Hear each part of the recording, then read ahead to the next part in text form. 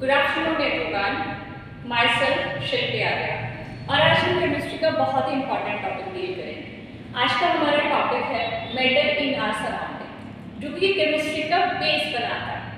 अब इस चैप्टर की एसएससी के लिए क्या इंपॉर्टेंस है? हमें पता है कि साइंस काफ़ी अच्छा रोल प्ले कर रही है जितने भी कॉम्पिटिटिव एग्जाम्स हैं। सिर्फ एसएससी की बात नहीं, सारे कॉम्पिटिटिव एग्जाम्स में साइंस का बहुत मेजर रोल है। और उसमें जब बात आती है केमिस्ट्री की, तो हमें पता है बार बार केमिकल फार्मूलाज पे बहुत ज़्यादा क्वेश्चंस आ रहे हैं, रिपीटेटिवली क्वेश्चंस आ रहे हैं। और उसी केमिस्ट्री को समझने के लिए ये एक ऐसा फंडामेंटल चैप्टर है जो पूरे केमिस्ट्री का बेस लेके बैठा होता है। इसलिए हम सबसे पहले मैटर इन आवर सराउंडिंग को डिस्कस करेंगे। जो आप एनसीईआरटी के रेस्पेक्ट में बात करें तो केमिस्ट्री में 9th क्लास का चैप्टर आता है आपका मैटर इन आवर सराउंडिंग। ठीक है, तो चैप्टर बहुत सिंपल है, बहुत अच्छे से समझेंगे, बहुत इंटरेस्टिंग तरीके से समझेंगे, क्योंकि इस चैप्टर पे बहुत सारे कॉन्सेप्ट ऐसे हैं जो हम डेली लाइफ में बहुत अच्छे से इमेजिन कर सकते हैं। इसलिए बहुत ईजी लर्निंग हो सकती है हम सबके लिए। तो होपफुली हम सब बहुत अटेंटिवली चीज़ को सुनेंगे और समझेंगे। तो चलिए हम बात करते हैं। चैप्टर में जाने से पहले हम सबसे पहले देख लेते हैं आज हम क्या क्या डील करने वाले हैं। आज हम सबसे पहले मैटर की डेफिनेशन पढ़ेंगे, या फिर जो भी अदर एस्पेक्ट हैं कि मैटर के डेफिनेशन में क्या क्या होता है वो सब पढ़ेंगे, जो भी इंपॉर्टेंट डेफिनेशन। हम प्रॉपर्टीज पढ़ेंगे, मैटर की प्रॉपर्टीज क्या है, कैसे पहचानते हैं कौन सी चीज़ मैटर है, कौन सी चीज़ मैटर नहीं है।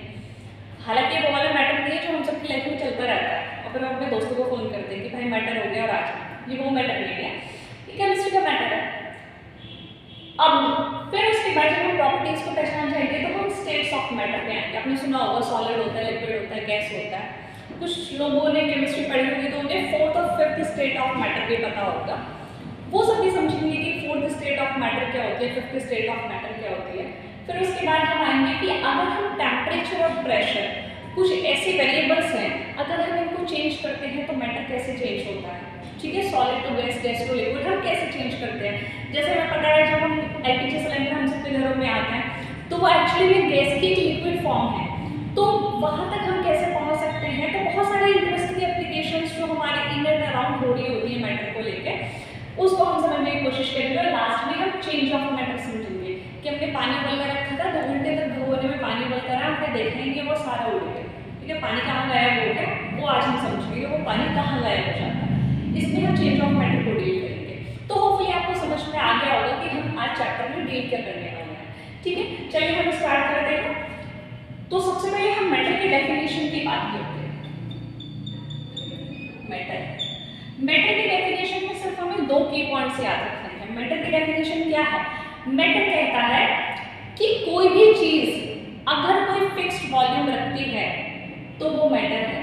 ठीक है, जो एनसीईआरटी की डेफिनेशन मैं आपको वही समझा रही हूँ। A thing that has a fixed volume, और दूसरी चीज एंड ऑक्यूपाई सम स्पेस, उसको हम मैटर कहते हैं। तो मैटर की डेफिनेशन ऑफ कोर्स आपको नहीं आएगी, पूछा नहीं जाएगा मैटर क्या होता है, बट ठीक है, हमें अंडरस्टैंडिंग बिल्ड करनी है तो ये बहुत इंपॉर्टेंट होता है कि हम समझें कि उसकी डेफिनेशन क्या है। तो डेफिनेशन बहुत सिंपल है। मैटर एक वो चीज, कोई भी एक चीज है, ये मार्कर है, इसका कोई फिक्स्ड वॉल्यूम है। ठीक है, ये वॉल्यूम कुछ स्पेस ऑक्यूपाई करेगा। ठीक है, जब भी आप इसे सराउंडिंग में रखोगे तो ये कुछ स्पेस ऑक्यूपाई करेगा, तो उसी हर चीज को हम मैटर कह सकते हैं। तो क्या हम अपने इमोशंस को मैटर कह सकते हैं? क्या हर एक चीज मैटर हो सकती है? जैसे जो हमारे दिमाग में चल रहा होता है, जो हम फील कर रहे होते हैं, जो हमारे इमोशंस होते हैं, क्या वो भी मैटर होते हैं? एक्चुअली उनका कोई डेफिनेट वॉल्यूम नहीं होता, कोई स्पेस ऑक्यूपाई नहीं करते, तो हम उनको मैटर नहीं कहते। तो वही आज हम समझने की कोशिश करेंगे कि कौन कौन सी चीज़ें मैटर है या नहीं है। तो होपफुली डेफिनेशन आपको समझ में आई होगी। मैटर बहुत सिंपल चीज़ है, कोई भी चीज़ जो वॉल्यूम रखती है कुछ और जो कुछ स्पेस ऑक्यूपाई करती है उसको हम मैटर कहते हैं। तो अब हम बात करते हैं इसके आगे कि मैटर की प्रॉपर्टीज क्या होती हैं। प्रॉपर्टीज को जानने से पहले हम एक छोटा सा कॉन्सेप्ट मैं आपको बता रही हूँ, जो एक्चुअली सीडीएस ने एक बार पूछा भी था, इसलिए थोड़ा सा हमें पता होना चाहिए, इतना इंपॉर्टेंट तो नहीं है, कि एंशिएंट फिलॉसफी ने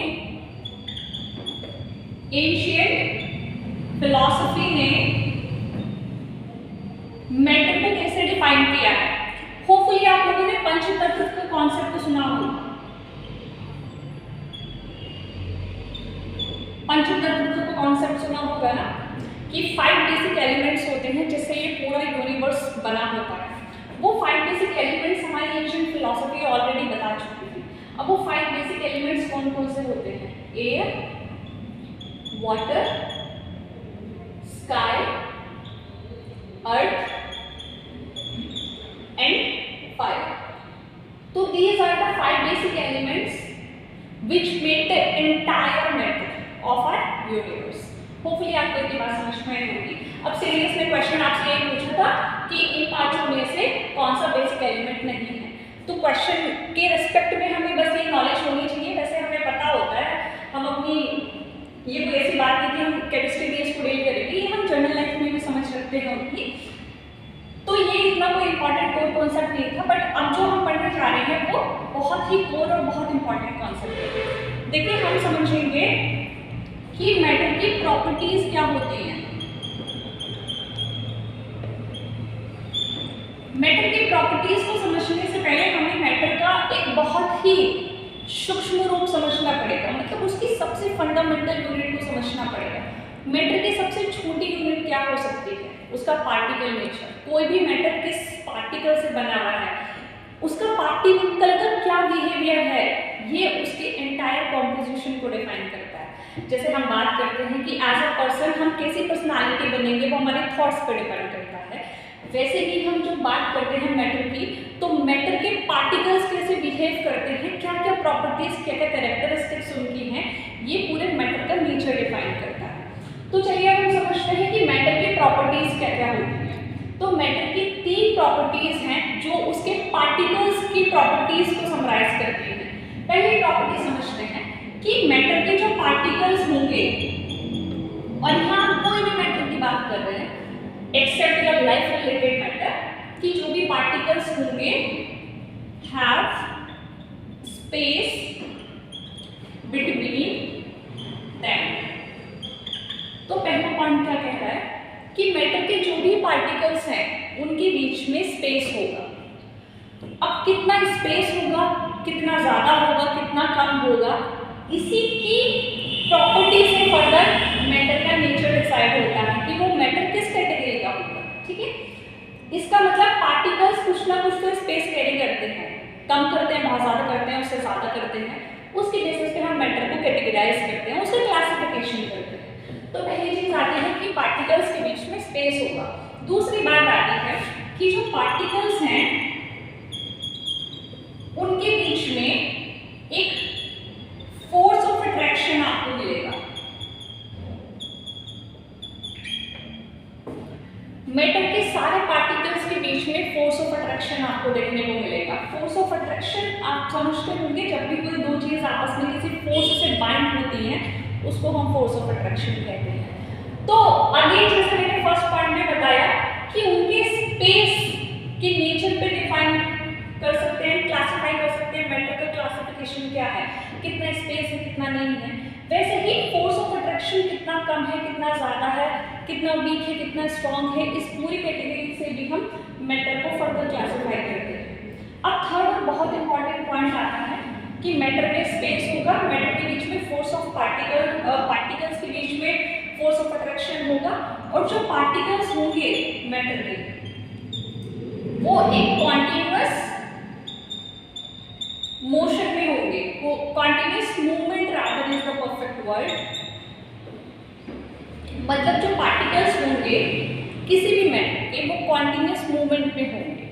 अब ऑफकोर्स अगर हम चीज़ों को समराइज करने की कोशिश करें तो हम मैटर को क्लासिफाई तो कर रहे हैं, हमें पता है सॉलिड है, लिक्विड है, गैस है।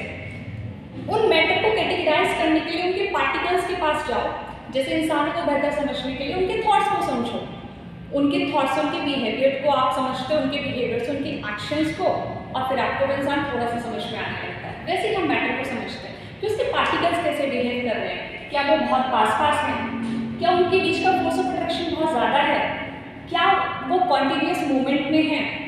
अगर ये चीज़ें प्रॉपर्टीज एक सिमिलर नेचर की फॉलो कर रहे हैं तो हम उसको मैटर की एक कैटेगरी में डाल देते हैं।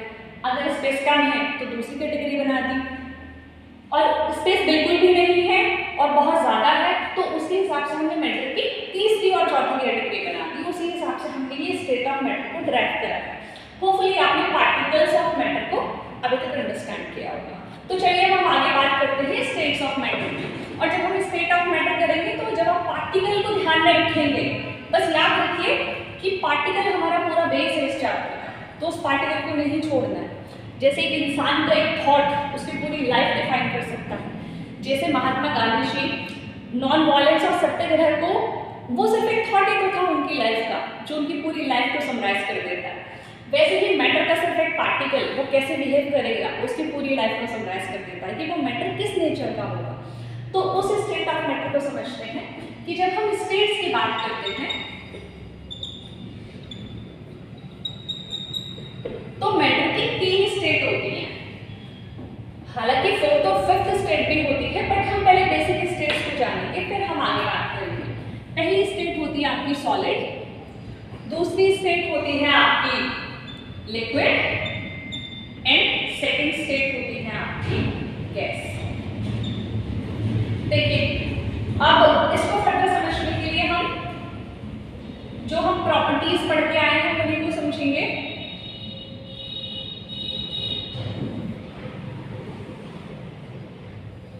अभी हम क्या प्रॉपर्टीज पढ़ के आए हैं कि मैटर के जितने भी पार्टिकल्स हैं उनके बीच में स्पेस होगा, ठीक है। दूसरी चीज उनके बीच में फोर्स ऑफ अट्रैक्शन होगा। मैंने एफ में लिख दिया है तो आप इसको फोर्स ऑफ अट्रैक्शन समझेंगे। थर्ड पॉइंट आता है उनके बीच का मूवमेंट। सबसे पहले इस कैटेगरी में हम सॉलिड्स को समराइज करते हैं। सॉलिड की बात करें तो सॉलिड के पार्टिकल्स के बीच में स्पेस नहीं होता है। नहीं होता का मतलब है कि बहुत ही नेग्लिजिबल स्पेस है, ठीक है, बहुत ही पॉइंटर्स में स्पेस होता है। तो सॉलिड में स्पेस बहुत कम होता है। अब यहाँ से आप नॉर्मली समझिए कि अगर इनके बीच में स्पेस बिल्कुल भी नहीं है तो बहुत पास पास है। पास पास का मतलब है कि इन्होंने एक दूसरे को बहुत स्ट्रांगली बाइंड किया हुआ है। स्ट्रांगली बाइंड किया हुआ है इसका मतलब क्या है, इनके बीच में जो फोर्स है, अट्रैक्शन की फोर्स है, वो बहुत ज़्यादा है। इसका मतलब यहाँ पे फोर्स ऑफ अट्रैक्शन हाई होगा। समझ में आ रही है बात? अब हम नेक्स्ट पॉइंट पे आते हैं, मूवमेंट की बात करते हैं। जब सब आपस में क्लोजली पैक्ड हैं, बिल्कुल स्पेस नहीं है, चलने के लिए कोई जगह नहीं बची है, तो उस केस में क्या होगा? क्या वो मूवमेंट कर पाएंगे? ऑफ कोर्स नहीं कर पाएंगे। वो थोड़ा बहुत वाइब्रेशनल मूवमेंट करेंगे लेकिन बहुत ही एक्सपोनेंशियल मूवमेंट उनका हमें देखने को नहीं मिलता। तो जो मूवमेंट होता है सॉलिड्स में वो बहुत लो होता है, इसके लिए हम इसको बोल सकते हैं कि लो मूवमेंट करते हैं। तो सॉलिड को थोड़ा सा और अच्छे से समझने की कोशिश करते हैं। सॉलिड वो सारी चीज़ें होती हैं जिनका एक फिक्स्ड वॉल्यूम होता है। जैसे ये मार्कर है, ये सॉलिड है क्योंकि इसका एक फिक्स्ड वॉल्यूम है। आपको दिख रहा है ये सिलेंड्रिकल इन शेप है, ठीक है। ये फिक्स्ड वॉल्यूम क्यों रख पा रहे हैं? क्योंकि इनके पार्टिकल्स के बीच में कोई स्पेस नहीं है। स्पेस नहीं है तो आप इनको फर्दर और पास में लाके इनकी शेप को चेंज नहीं कर सकते, ठीक है। और इसके साथ में एक और कॉन्सेप्ट समझाती हूँ, कंप्रेसिबिलिटी का। कंप्रेसिबिलिटी का मतलब होता है हम किसी चीज़ को कितना कंप्रेस कर सकते हैं। अगर मैं उसकी डिफरेंट एंगल से उस पर फोर्स लगाऊं किसी बॉडी पे, जैसे मैं इस मार्कर को अगर इधर से प्रेशर लगाऊं, इधर से प्रेशर लगाऊं, ऊपर से प्रेशर लगाऊं, नीचे से प्रेशर लगाऊं, फोर्स लगाने की कोशिश कर रही हूँ, बट ये मार्कर श्रिंक नहीं हो रहा, इसकी शेप चेंज नहीं हो रही, ये कंप्रेस नहीं हो रहा। क्यों कंप्रेस नहीं हो रहा?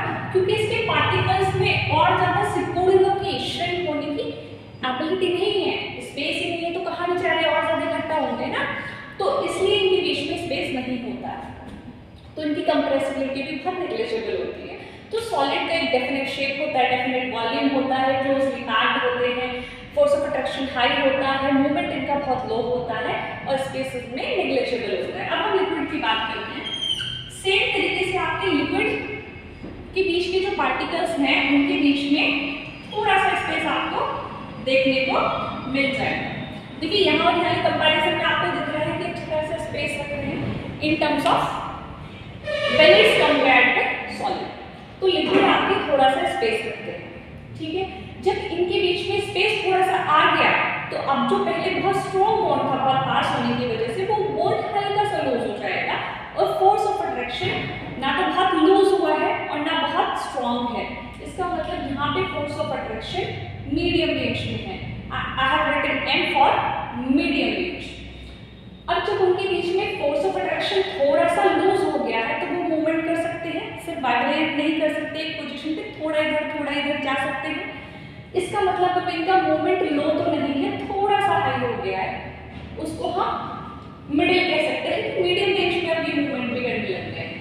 अब वैसे ही जैसे हमने सॉलिड को समझा, लिक्विड को फिर से समझते हैं कि लिक्विड वो सारी चीजें होती हैं जिनकी कोई डेफिनेट शेप तो नहीं हो सकती। डेफिनेट शेप ऑफ कोर्स क्यों नहीं हो सकती कि हमने इनके बीच में स्पेस दे दिया। अगर हम पार्टिकल्स को और चारों तरफ से प्रेशर लगा के पास ला देंगे तो हो सकता है ये चेंज हो जाए, इसकी शेप भी चेंज हो जाए, तो ये डेफिनेट शेप में तो नहीं आ सकते। इसलिए लिक्विड को आप जिस भी कंटेनर में डालेंगे, जैसे हम बात करते हैं मिल्क हो गया, वाटर हो गया, आप जिस कंटेनर में उसको डालते हैं, ग्लास में डालते ग्लास की शेप ले लेता है, बॉटल में डालते बॉटल की शेप ले लेता है। तो आपके जो लिक्विड होते हैं वो कंटेनर का ही वॉल्यूम में कन्वर्ट हो जाता है, उनका खुद का कुछ डेफिनेट वॉल्यूम नहीं होता।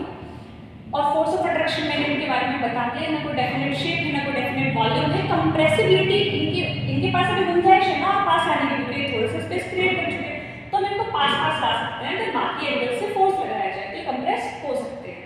अब हम बात करते हैं गैस की।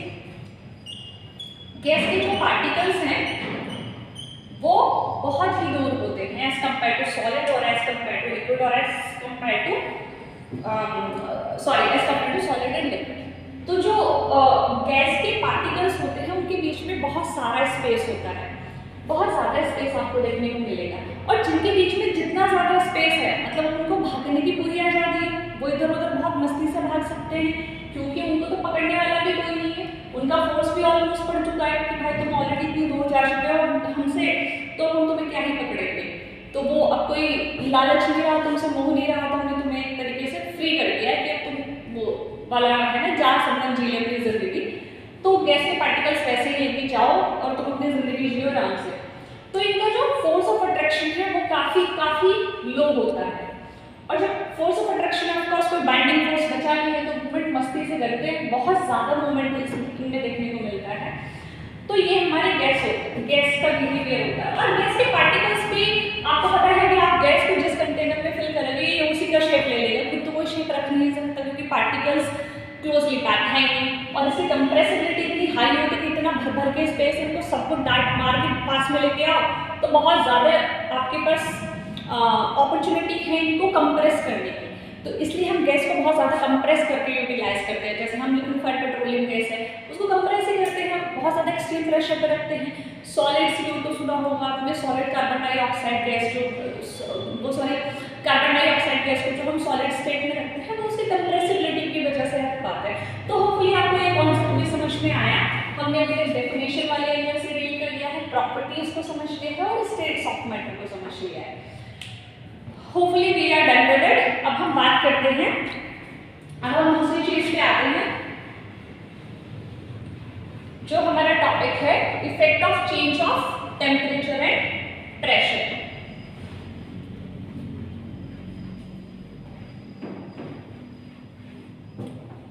एक मिनट रोकना भाई, पोज लग। चलिए अब हम करते हैं effect of change of temperature and pressure. जैसे मैं अभी बात कर रही थी कि सॉलिड CO2 ये कार्बन डाइऑक्साइड को सॉलिड स्टेट में कन्वर्ट किया जाता है। इमेजिन नहीं कर पा रहे हैं कि कार्बन डाइऑक्साइड तो गैस होती है उसको सॉलिड कैसे बना सकते हैं, बट हम उसको स्टोर करके रखते हैं। बहुत सारी जैसे आजकल शादियों में वो साइड से वो व्हाइट कलर के फ्यूम्स मिलते हैं ना, एक्चुअली नाइट्रोजन के फ्यूम्स होते हैं, तो उसको कन्वर्ट किया जाता है। ठीक है, अब वो कैसे किया जाता है वही हम समझते हैं। उस कन्वर्जन के लिए क्या बहुत इंपॉर्टेंट चीज़ें हैं, तो उसमें कन्वर्जन में दो चीज़ को बहुत ज़्यादा इफेक्ट आता है। पहली चीज़ जो आपकी इफेक्ट डालती है वो है effect of temperature. Effect of temperature, temperature का इफेक्ट क्या है? उससे पहले मैं एक छोटा सा कॉन्सेप्ट आपको समझाने की कोशिश कर रही हूँ। मैं सिर्फ इस चैप्टर के रेस्पेक्ट में आपको एक्सप्लेन करूँगी, बहुत ज़्यादा डीप में नहीं जाएंगे उसके। तो इफेक्ट ऑफ टेम्परेचर से पहले एक चीज़ होती है जिसे हम कहते हैं काइनेटिक एनर्जी। काइनेटिक एनर्जी क्या है? काइनेटिक एनर्जी जब भी कोई पार्टिकल बहुत ज़्यादा मोशन में होता है उसके मोशन की वजह से उसके अंदर एक एनर्जी इंड्यूस हो जाती है। जैसे आप रनिंग करते हो तो आपको और ज़्यादा एनर्जेटिक फील होता है, और ज़्यादा और आप जब ऐसे सुस्त पड़े हो तो आपको एनर्जी फील नहीं होती। वो किस वजह से होता है? क्योंकि जब जैसे ही आप मूवमेंट करते जाते हैं, जितना ज़्यादा मूवमेंट करते जाते हैं आपकी बॉडी से हीट रिलीज होती है, उतना ज़्यादा एनर्जी बनती जाती है। तो उस एनर्जी को जो हम एनर्जी अब फील कर पा रहे हैं वो काइनेटिक एनर्जी होती है। वैसे ही जो हमारे पार्टिकल्स होते हैं, पार्टिकल्स पे क्या है, अभी हम पढ़ के आ रहे हैं, ये मूवमेंट कर रहे हैं, तो इनके मूवमेंट की वजह से एनर्जी क्रिएट हो जाएगी, उसे हम काइनेटिक एनर्जी कहेंगे। तो चलिए समझते हैं, टेम्परेचर की बात करते हैं। बेसिकली टेम्परेचर का रोल कहाँ आता है? टेम्परेचर कुछ नहीं करता, टेम्परेचर दो चीज़ करेगा, बहुत ज़्यादा हीट देगी तो उनका जो फोर्स ऑफ अट्रैक्शन था, जो दो पार्टिकल्स पास पास थे, उनका जो फोर्स ऑफ अट्रैक्शन था वो उसको पहले तो लूज करेगा और फिर उसको ब्रेक कर देगा। अब जब फोर्स ऑफ अट्रैक्शन लूज हुआ और ब्रेक हुआ तो वो आराम से मूवमेंट करेंगे, बहुत ही तेज मूवमेंट कर सकते हैं, क्योंकि अब कोई किसी को बाउंड नहीं कर रहा और उनके बीच में स्पेस भी आ गया, तो उनके पास स्पेस है अब आगे पीछे चलने का, ऊपर नीचे चलने का। तो टेम्परेचर का वही रोल होता है कि वो बॉन्ड्स को ब्रेक करता है, ठीक है। तो अब हम समझते हैं सॉलिड में जब भी हम थोड़ा सा हीट देते हैं, जब भी हम सॉलिड्स में हीट देंगे तो आपका सॉलिड क्या है, लिक्विड बन जाएगा, और जब हम लिक्विड को फर्दर हीट करेंगे तो वो गैस में कन्वर्ट हो जाएगा। हीट का मतलब टेम्परेचर बढ़ाना। अभी मैं इसको बेटर एक एग्जांपल के साथ समझाती हूँ। जैसे आप घर में देखते हैं, आप आइस को लेके आते हैं, बर्फ लेके आते हैं, आपने बर्फ को क्या करा, रेफ्रिजरेटर से बाहर निकाला। जैसे ही आपने बर्फ को रेफ्रिजरेटर से बाहर निकाला तो क्या होगा, आपका जो आइस है उसका टेम्परेचर चेंज हो गया। रेफ्रिजरेटर का टेम्परेचर कम था, आपने उसको रूम टेम्परेचर पर रखा, वहाँ पे टेम्परेचर बढ़ गया, मतलब हीट उसको मिल गई। ऑल्दो आपने कोई हीट दी नहीं है, बट टेम्परेचर चेंज की वजह से टेम्परेचर बढ़ गया है। तो आइस की जो बोन्स है, आप देखिए धीरे धीरे आइस मेल्ट होना शुरू हो जाएगी। आइस मेल्ट क्यों हो रही है? क्योंकि उसकी जो बोन्स है वो ब्रेक हो गया है, वो फोर्स ऑफ अट्रैक्शन ब्रेक हो गया, तो उसके पार्टिकल्स के बीच में स्पेस आ गया, स्पेस आ गया तो वो मूवमेंट करेंगे तो वो स्टेट चेंज कर लेंगे, स्टेट चेंज हो जाएगी आइस के लिक्विड से वाटर में। अब आपको और मजा लेना है तो आपने वाटर को एक वेसल में गैस पे रख दिया और वहाँ पे अब आपने एक्चुअली में हीट दी कि अब हम इसका और टेम्परेचर बढ़ा के रखते हैं। वाटर क्या करेगा, अब वाटर लिक्विड में बन गया, उसने कहा भाई मेरे पार्टिकल्स में भी और थोड़ा सा बॉन्ड बच रहा है, इसको भी ब्रेक करो। तो आपने उनके पार्टिकल्स को और ज़्यादा ब्रेक कर दिया, और ज़्यादा हीट दी, वो और ज़्यादा दूर हो गए। वो जैसे और ज़्यादा दूर हो गए, उनका मूवमेंट और ज़्यादा बढ़ गया। मूवमेंट और ज़्यादा बढ़ने से क्या हो जाएगा, उनका फोर्स ऑफ अट्रैक्शन बढ़ जाएगा, फोर्स ऑफ अट्रैक्शन वीक पड़ेगा, उनका मूवमेंट बहुत ज़्यादा बढ़ जाएगा, स्पेस क्रिएट हो जाएगा, उसकी वजह से फिर से उनकी स्टेट चेंज हो जाएगी और अब वो वेपर बन जाएंगे। और वेपर क्या होता है, वेपर एक गैसियस स्टेट है। तो होपफुली आपको ये टेम्परेचर का बहुत अच्छा सा एप्लीकेशन समझ में आया होगा। इसी के साथ साथ मैं एक छोटा सा जो आपका फोर्थ स्टेट ऑफ मैटर है वो भी समझाऊंगी कि फोर्थ स्टेट ऑफ मैटर क्या है। होपफुली इसमें किसी को डाउट नहीं होगा कि जब हम टेम्परेचर बढ़ाते हैं, सॉलिड से लिक्विड होता है, लिक्विड से गैस होता है टेम्परेचर बढ़ाने पे, लेकिन मैम टेम्परेचर घटाने पे क्या होगा, टेम्परेचर घटाने पे भी तो कुछ होता होगा ना, तो रिवर्स साइकिल फॉलो करेगा। आपने टेम्परेचर को घटाया तो गैस से लिक्विड में आ गया, आपने और टेम्परेचर घटाया तो लिक्विड से सॉलिड बन गया, ठीक है। लेकिन जब हम गैस टू सॉलिड आते हैं तो उस पर प्रेशर का जितना ज़्यादा रोल होता है उतना टेम्परेचर का नहीं होता। क्यों होता है प्रेशर का रोल? क्योंकि जो गैस के पार्टिकल्स हैं अब वो बहुत दूर दूर है, आप उन पर फोर्स लगा के जब उनको पास पास लाओगे तो उनकी कंप्रेसिबिलिटी बढ़ेगी।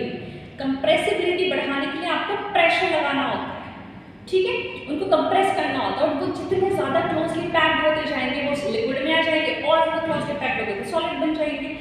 तो इसके लिए ही हमें इफेक्ट ऑफ टेम्परेचर समझना था। अब इसके साथ साथ मैं आपको फोर्थ स्टेट ऑफ मैटर और समझाऊंगी। चलिए बात करते हैं फोर्थ स्टेट ऑफ मैटर की।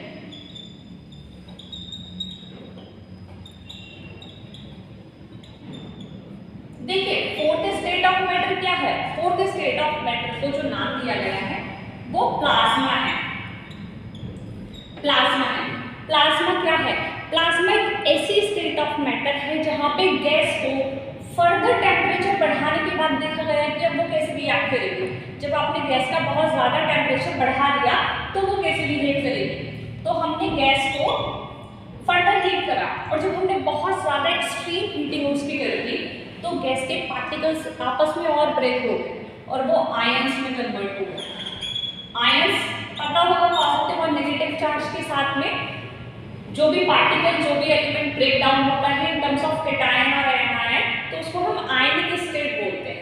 तो गैस आयंस में कन्वर्ट हो गए और अब जो उसके बाद हमें नई स्टेट देखने को मिली वो क्या थी, उसे हमने प्लाज्मा बोला और उसे ही हमने फोर्थ स्टेट ऑफ मैटर बोला।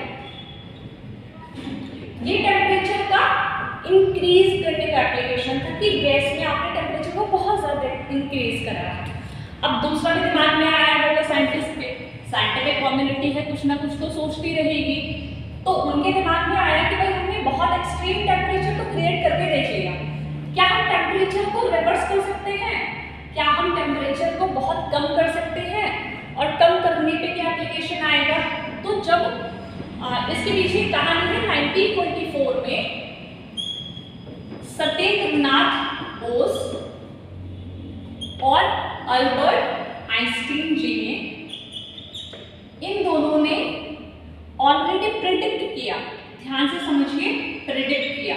प्रेडिक्ट का मतलब है उन्होंने इस चीज को एक्सपेरिमेंटली परफॉर्म नहीं किया क्योंकि उस टाइम पे इतना टेम्परेचर को कम लाना पॉसिबल नहीं था, तो यहाँ पे हम टेम्परेचर को कम लाने की बात कर रहे हैं।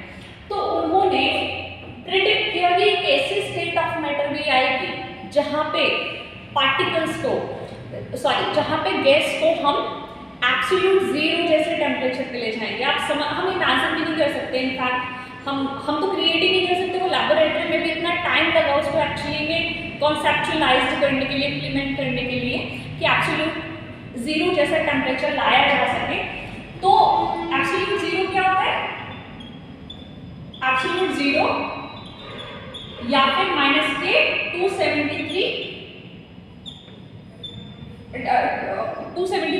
डिग्री सेल्सियस और 0 केल्विन।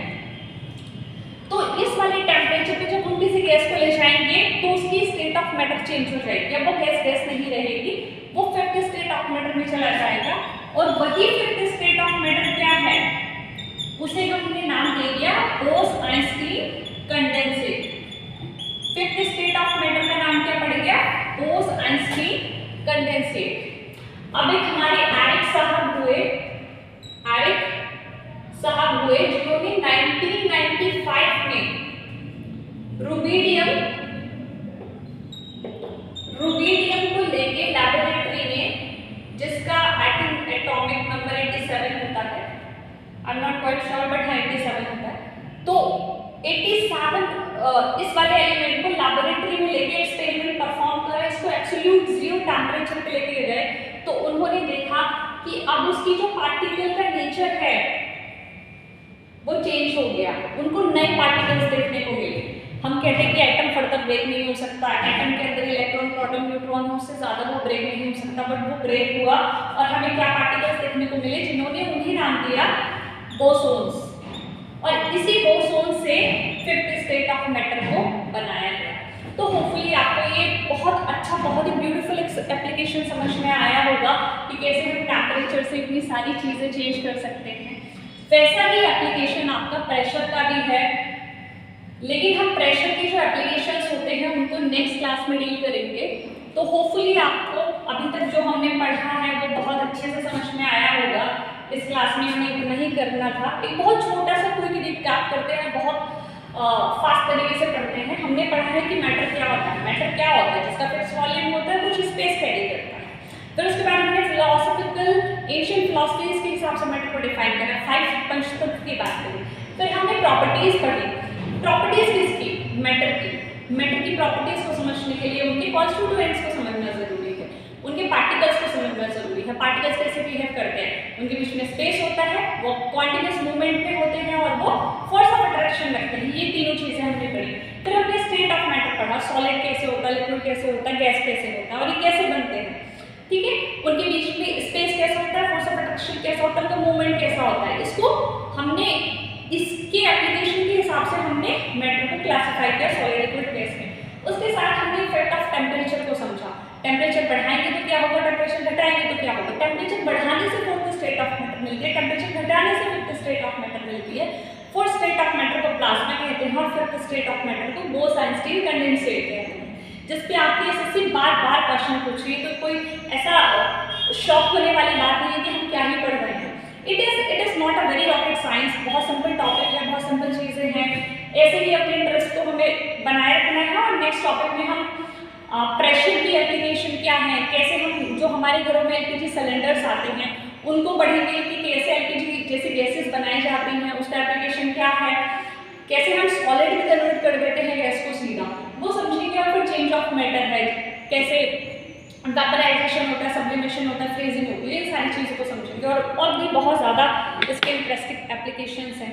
क्या मिक्सचर्स होते हैं, क्या प्योर सब्सटेंस होते हैं, इस सबकी होमोजेनियस मिक्सचर, हेटेरोजेनियस मिक्सचर, इस सब की एप्लीकेशन हम नेक्स्ट क्लास में देखेंगे। तो होपफुली आपको टॉपिक समझ में आया होगा। और अगर आपको टॉपिक समझ में आया है तो बस इसको एक बार रिवाइज करना है और फिर हम नेक्स्ट क्लास में फिर से रिविजन करेंगे। तो चलिए, थैंक यू इस क्लास के लिए इतना। थैंक